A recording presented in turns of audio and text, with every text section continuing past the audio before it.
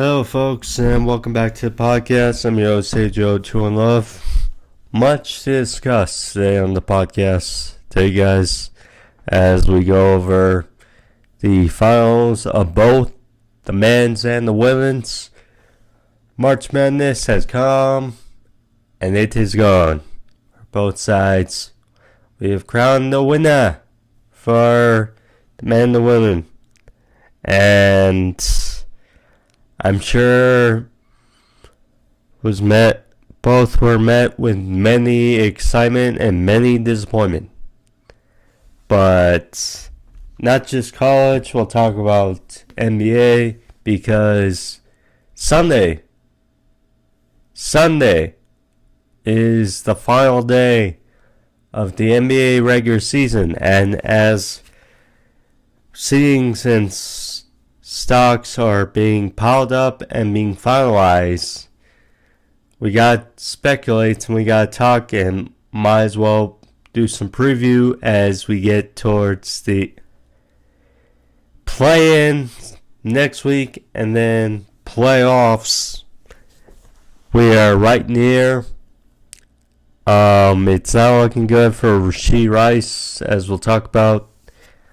Aside from, though, Josh Allen and Derrick Brown, two prime defensive players we'll talk about, as they got some prime contract extensions. Talk about those as well. And we cannot leave out UFC 300. UFC 300 is this Saturday. We'll talk about it as well. But much to discuss and much to get into. Thank you all for joining me. I'm Joe, True and Love. And let's get started. Let's get started with first UFC 300. UFC 300. A card that I will say I have it in front of me, and I think we can all agree, if you're a hardcore, UFC fight fan, right off the bat, you look at this card, and I've said for weeks, and I'll say it again. It is a very good looking card. It's just missing that of UFC 300. It's like,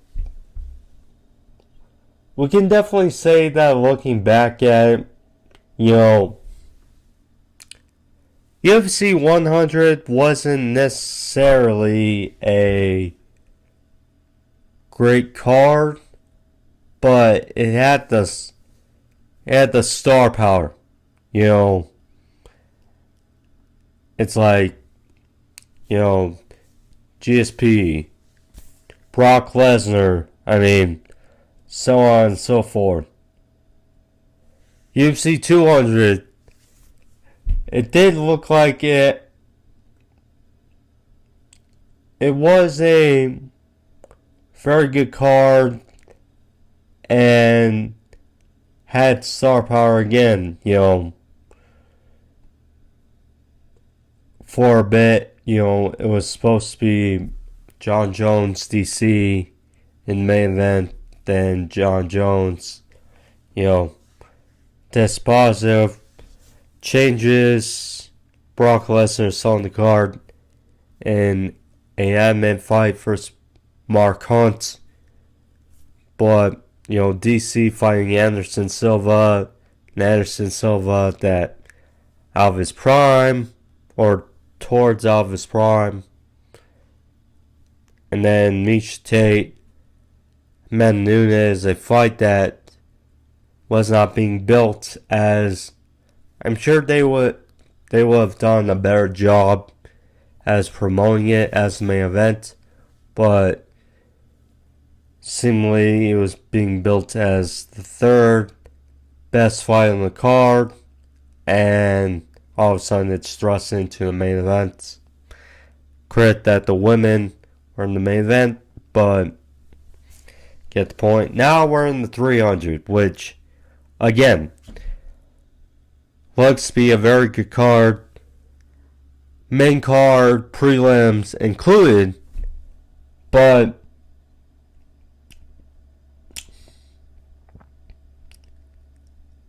I don't know. Yeah, it's missing that.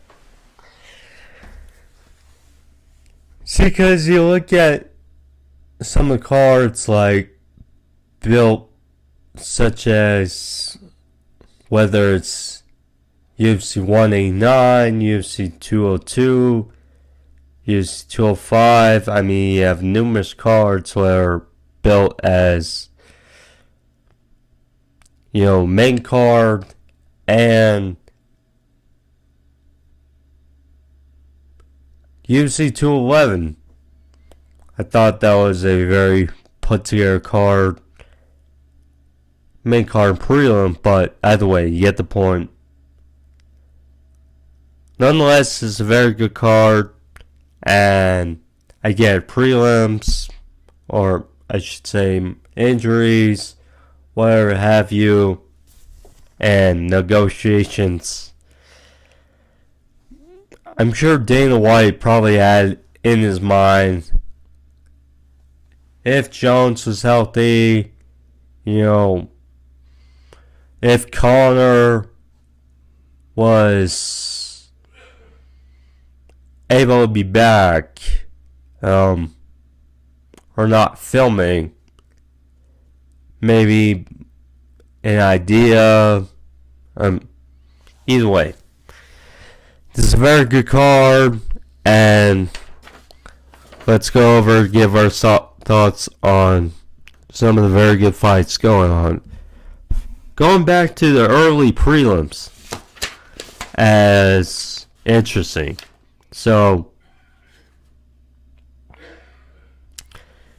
former multiple-time flyweight champion of the UFC, Deiveson Figueiredo, moving up in weight to bantamweight, and he's set to fight former champion Cody Garbrandt in a unique fight. And Cody, ever since he lost the strap to TJ Dillashaw,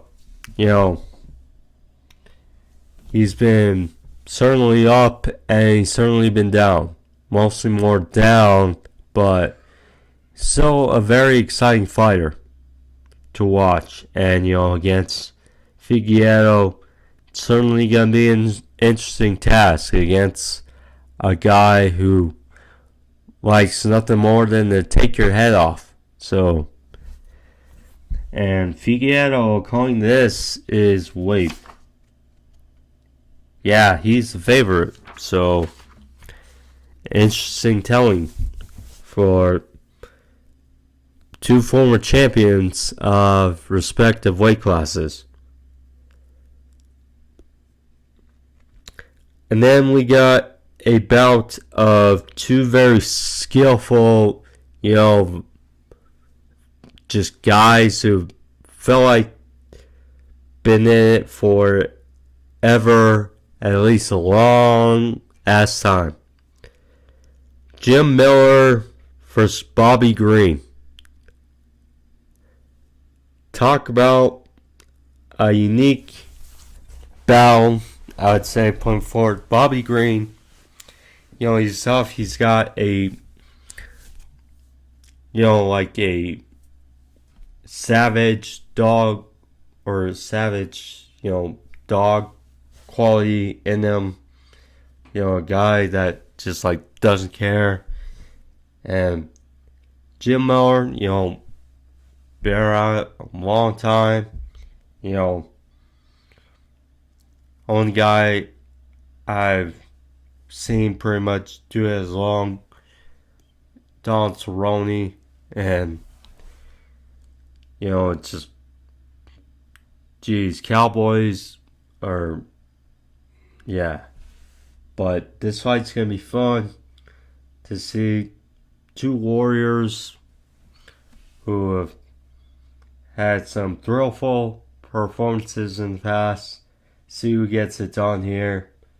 Bobby Green is favored. I can see it going either way.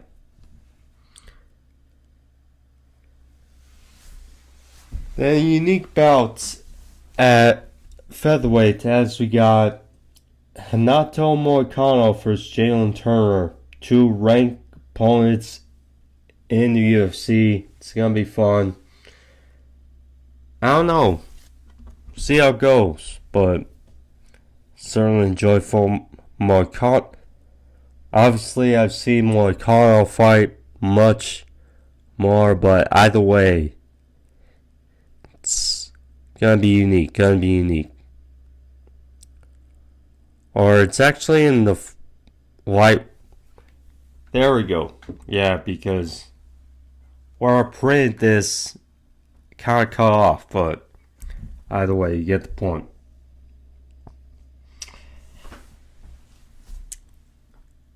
Sodiq Yusuff versus Diego Lopez in the featherweight division of the UFC.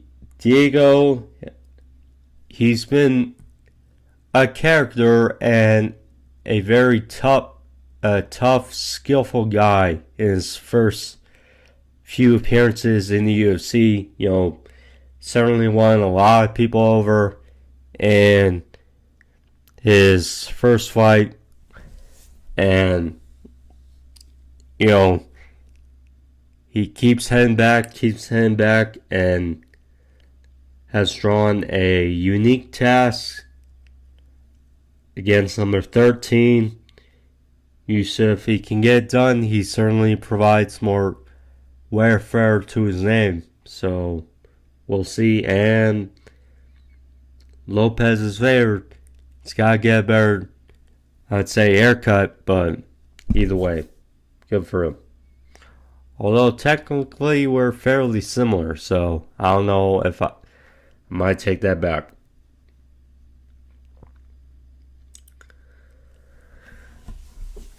Then we also got to look at to the women, as a noticeable debut is in the works, as Kayla Harrison, who has been making her name on the wider leagues of MMA, to fighting here against Holly Holm. Of course, we know Holly, she's been around for years. She's so currently ranked in top 5 of the UFC. Of course, we know former champion.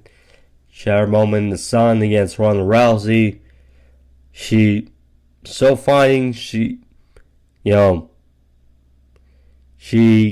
keeps her performances, certainly, but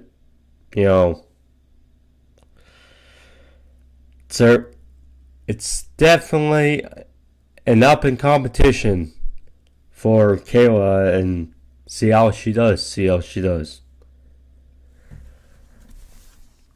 Another foe who's making a turn up in weight classes is Aljamain Sterling, the former UFC bantamweight champion, after getting knocked out by Sean O'Malley. He is thrown in almost the deep end. The next tier down, as known as Calvin Kattar. Tough test in the featherweight division. If you're a fan of featherweight fights, certainly these fights are certainly heavy on this card, which you like to see. Funk Master is unique because, he's kind of a guy which, he's very unorthodox in a way. kind of the way it feels. His nickname, the Funk Master, kind of riches of itself. He's a long guy. He has strikes and, has a good amount on the ground. So it's going to be interesting because we know Cater, we know he can be in your face and he can take you out with some good striking up ahead. So it's a fight I'm looking forward to.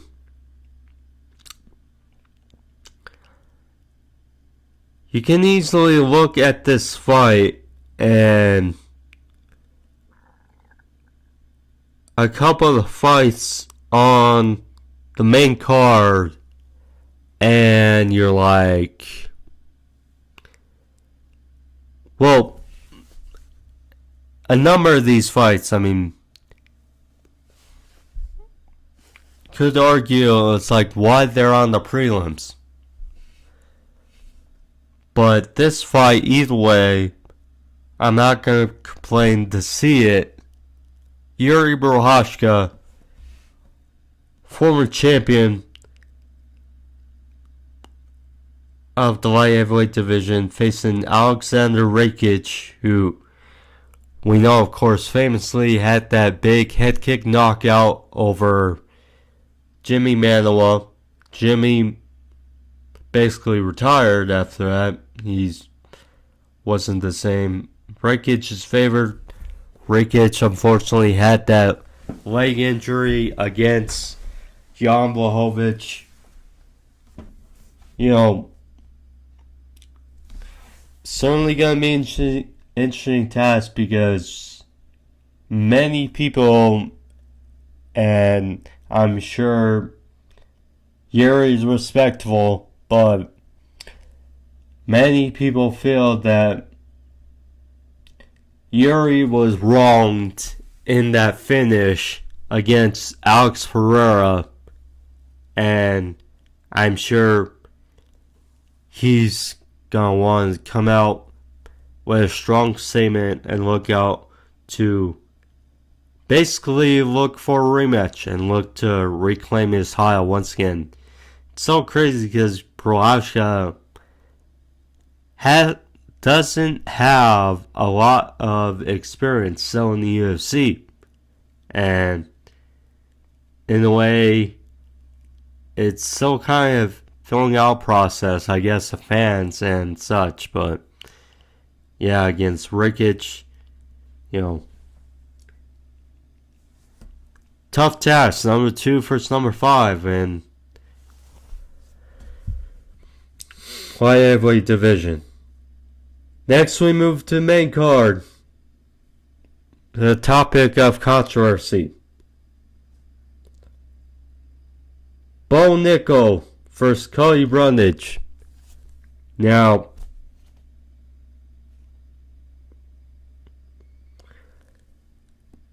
I'm biased. I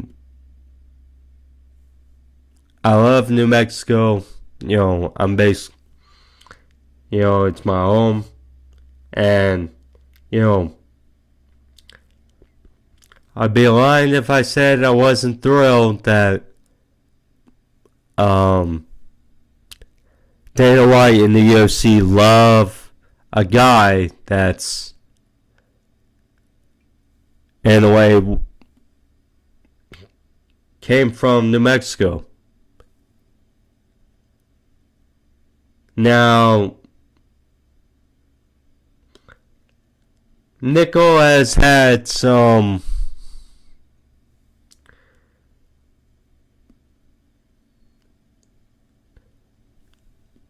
good finishes thus far in the UFC.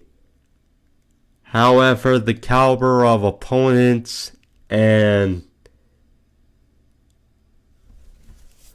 does he deserve to be on the main card of UFC 300? Now, it's certainly a great opportunity, for Nickal, be on the main card, big showcase, big card, and all that jazz. Now, I'm sorry, Cody Brundage, kind of feels, on hand in hand. I'm not saying fights are rigged. I'm just saying that, it kind of feels like Brundage is probably a skillful guy, but without these things, kind of feel like they're set up sometimes. Kind of feels like this guy's kind of maybe set up for failure, and Nico probably get the win, former fashion, and gonna be happy for him.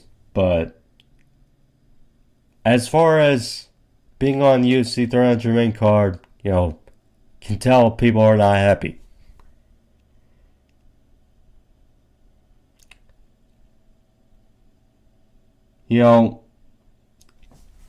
It's interesting because Max Holloway touted how Islam Makhachev, has not been fighting as much and won't. That's the thing. Islam Makhachev, the UFC current lightweight champion, has been champion for almost a year and a half. And he has not defended it against anybody from his division. Now, credit, he beat Charles Oliveira to win it, but get the point. And speaking of Charles, up next, in a very, very key fight in the lightweight division, number 1 Charles takes on number 4 ranked Arman Tashurian, which should be a fun fight and skillful. But Charles, wants his belt back, and Arman's going to pose an interesting task. But feel like Charles in a rematch, it's all in his mind.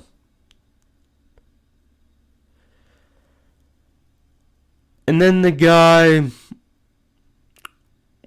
that many people talk about wanting to get the crack at Islam, Justin Gaethje. Justin Gaethje, the current holder of the BMF belt, draws Max Holloway. An interesting fight, certainly, to make the very least. Justin Gaethje versus Max Holloway for the BMF belt, basically, because Max has lost 3 times to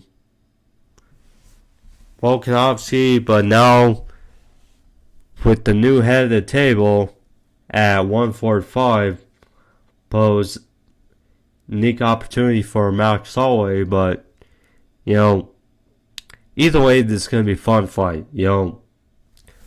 Now, Max Holloway, his last fight at 155 was against Dustin Poirier. Now, Max did pose some issues for Poirier, but we saw the difference in power and, speed, and just how that correlates at 155. And we know with Justin, against Dustin, that beautiful head kick. But here we go. Justin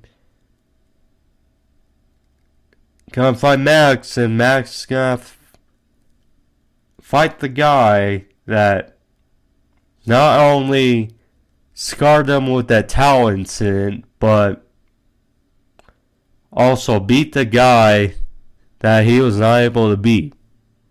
So, there you go. Zhang Weili versus Yang Xiaoyan. This is a unique bout for a number of reasons. It's pretty cool to see, an all Chinese women's belt. So, no matter what,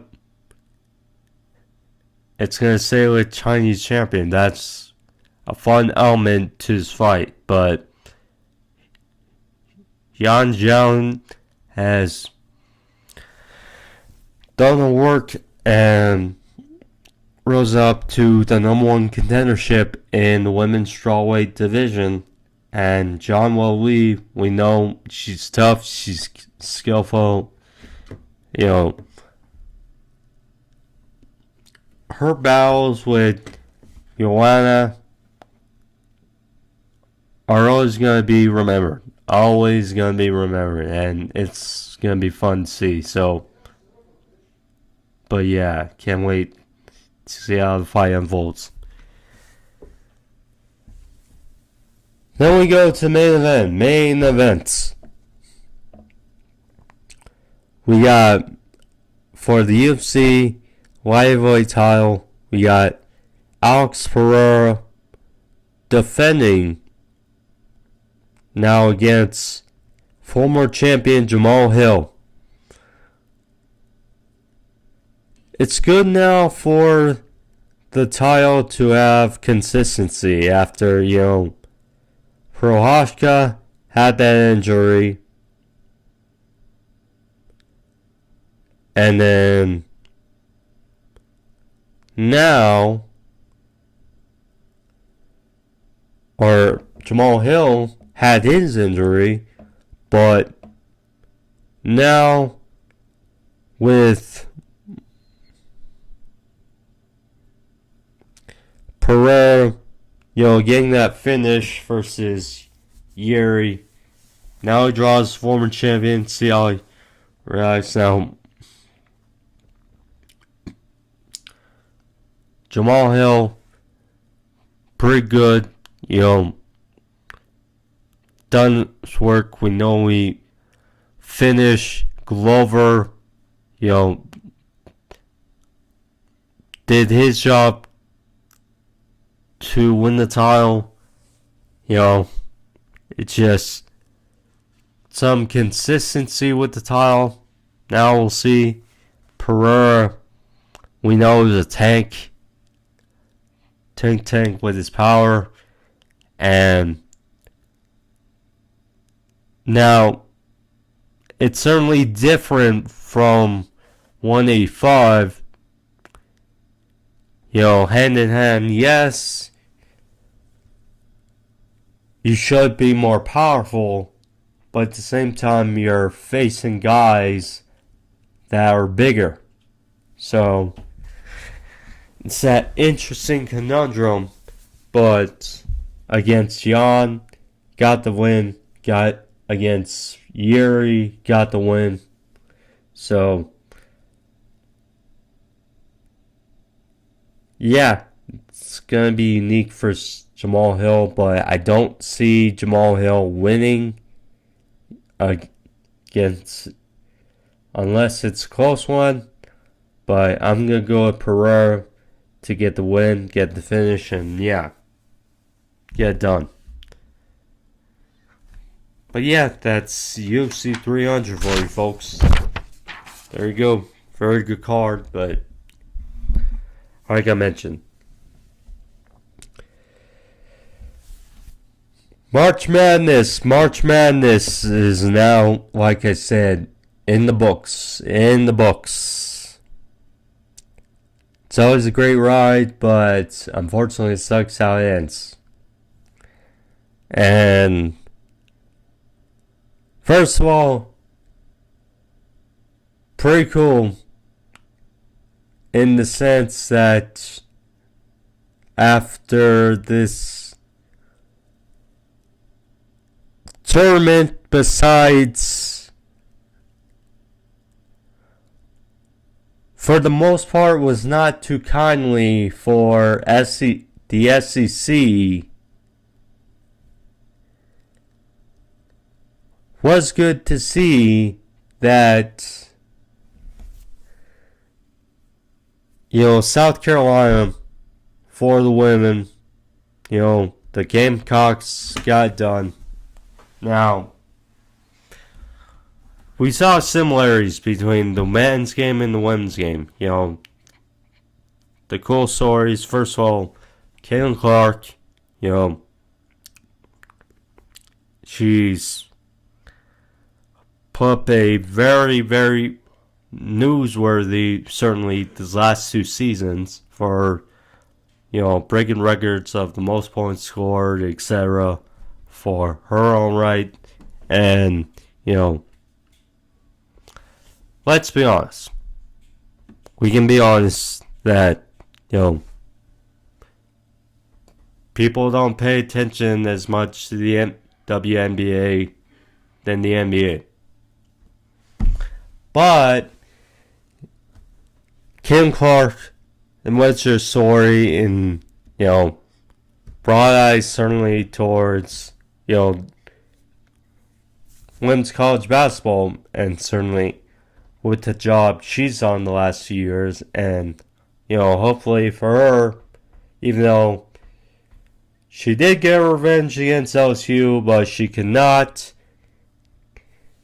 repeat history in beating North Carolina or South Carolina like she did last year. So, is what it is. The team got ahead in the finals in South Carolina. Congrats to them. Caitlin Clark, she made certainly a name for herself in college, in which she can hopefully transition that into the WNBA and hopefully provide more eyes to the product and hopefully better them, because she certainly drew a crowd and some popularity the last few seasons with her shooting ability, and certainly great for her. As for the men, it was not surprising. So,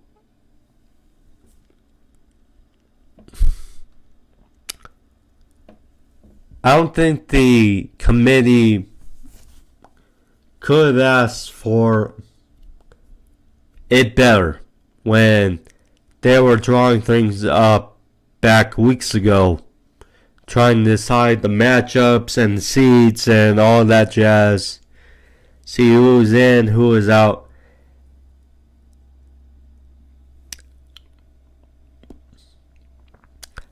I don't think you could ask for it better than UCONN Purdue. And,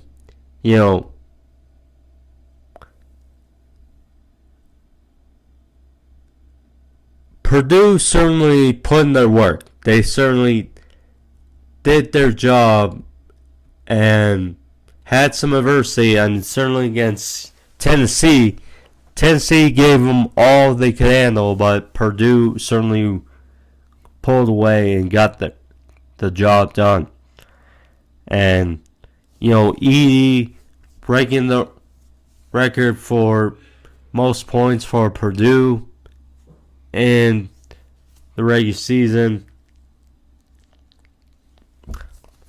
Just season, unfortunately, it could not capitalize in the Big Ten championship and postseason, and they got close. But what a great job he has done certainly the last few seasons, and he certainly made a name for himself as well. But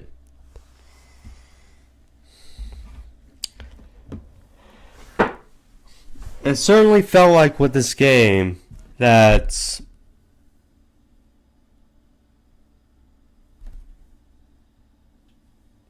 besides eating,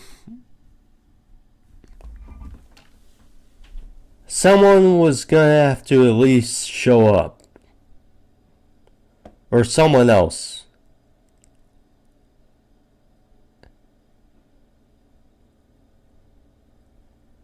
And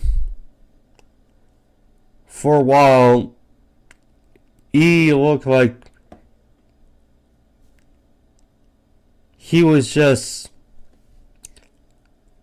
holding people on his back or bringing Purdue on his back. And when he got cold,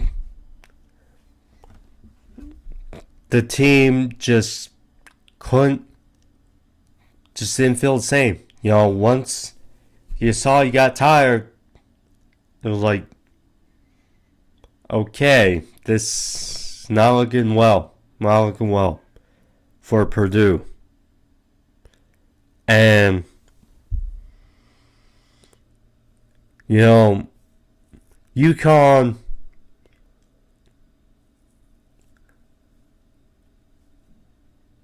there was that consensus of up to get here, it felt pretty easy for UConn throughout most of their matchups. They did have a little bit of adversity, but when you look at, you know, just how the road they got in the tournament, you know, it just felt a bit easy in a way. And against taller tasks in Purdue, but besides their physicality, their pressure, for the most part, paid dividend. Their defense, you know, they scored points and they did their job. And UConn back-to-back national champions. So, great for them. Great for them. That's how it goes. How it goes.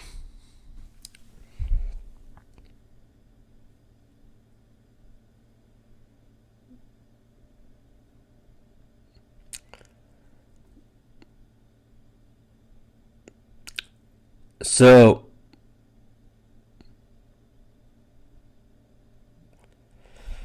Rashee Rice, we know that incident not too long ago where he was in a car crash, and nonetheless, it doesn't look like basically, you know, he fled the scene, etc. It's not good because soon, according to the report, he has an arrest warrant out for him, and he's set to have, 8 charges against him. Nonetheless, it is not good. Not good, that's all I'll say. Does look good for Josh Allen, as he reportedly had a 5-year, $150 million deal set up for him, and after reports early in the offseason basically worried that he may not be happy, again, reports, rumors, whichever you want to say, or, you know, obviously one's more significant than the other, but, so I mean, don't believe everything, but it certainly gets someone clicking. Either way, extension now, great for them. I would say is their most important player currently besides Trevor Lawrence. You know, Josh Allen, It's going to be key. Now, Josh Allen, Trevor Lawrence, Trayvon Walker, which, by the way, certainly every great Batman needs a good Robin. And what we saw last year was Josh Allen getting 17.5 sacks, while his Robin, Trayvon Walker, did his job and got 10 of his own. So, nonetheless, they need to improve the defense and the trenches, basically. So, but good for him. And he's staying in Duval County. Also great for Derrick Brown. Derrick Brown, with the trade of Brian Burns to the Giants, he's basically now the last great player pretty much left on the team. Really is good to see. Really is good to see that he got a big deal for Carolina. Double check on it, but there we go. 4 years, $96 million deal. So in essence, $24 million per year. And with Aaron Donald retired, it's obviously now he's starting to move almost in that tier of that new number one defense tackle. I mean, you got Chris Jones still there. You got Quentin Williams. What's up for test? I mean, Ed Oliver, he's close, but, he's not really there. It's interesting. It's interesting to look at that debate, I would say. But, yeah, either way. Also, one more thing. So, something to look forward to, as we know the Eagles are going to be playing in Brazil week 1 of the 2024 regular season. But we did not know who they would be facing till now. And it's an interesting bout to start, or I don't think it's going to start, but NFL Week 1, it's certainly going to be a fun start for both teams.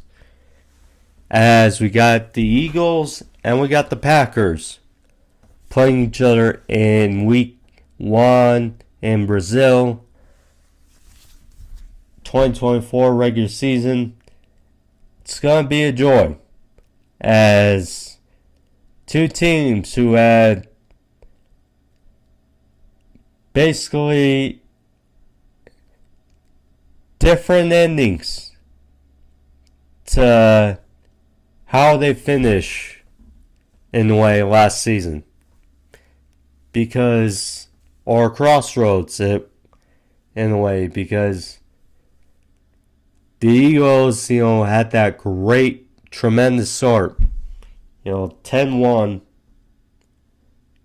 and then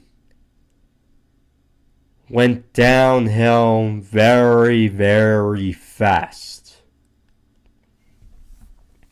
The Packers, had a sluggish start, but then turned it on, around Thanksgiving, and then rose that momentum. Jordan Love started playing very well along that young Packers offense, and they managed to get things done and rallied into a playoff win and a very good game against the 49ers in the division round. Did not get it done, but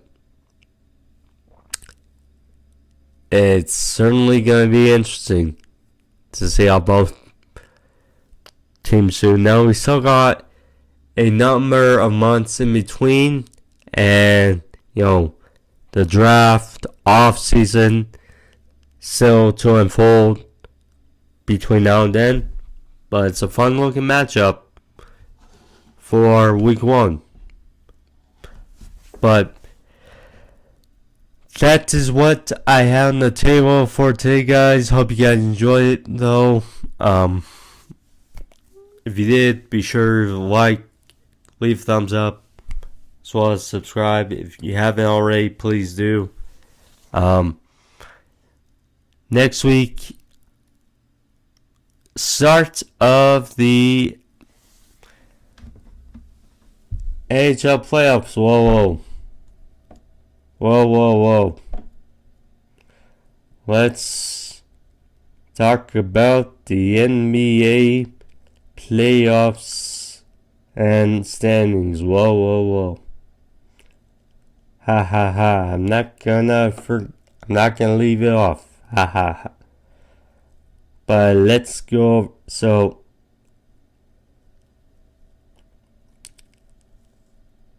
the NBA's regular season wraps up on Sunday. And the play-in, I believe, starts on the 18th. So, next Thursday. So, interesting enough. So, let's chime in, because I know we did a couple weeks ago, but just give the overall feel, because kind of get the sense. So, again, to reiterate, so Boston's already won these. It's just a matter of who's gonna get number 2, or how it's gonna unfold below, because there's 2.5 games separating 2 through 6. Yeah, 2.5 games separating 2 through 6. So, anything happening, but if I have to guess, it's either going to be the Bucks or the Knicks. If I have to predict, Orlando's been up and down. Cleveland and Indiana, we had more expectations for, but that hasn't materialized.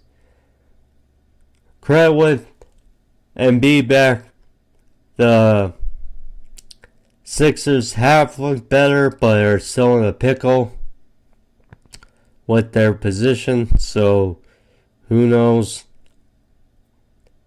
But as it stands right now, Celtics 1, Bucks 2, Knicks 3, Orlando 4. As I'm recording this, Cleveland 5, Indiana 6, Philly 7, Miami 8, and then Bulls and Hawks are locked in at 9 and 10.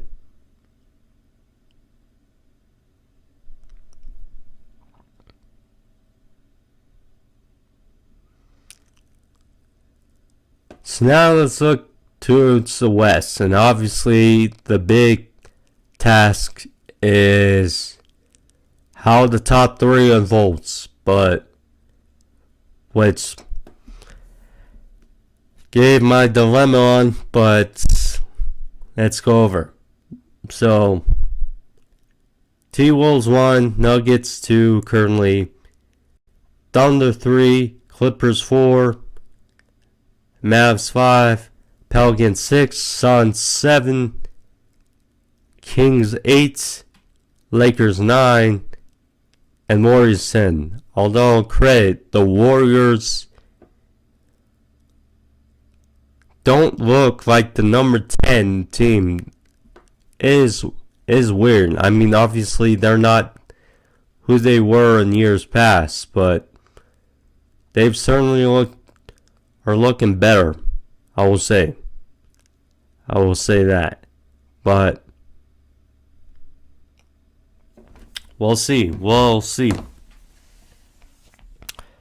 But anyways, guys, that's the perspective for now. Now again, thank you all for joining me. Subscribe, like, thumbs up. See you guys next time. Next week I'll talk about as the NHL playoffs are gonna start next week. So gives perspectives on the ice. But take care, guys, and be safe. Peace.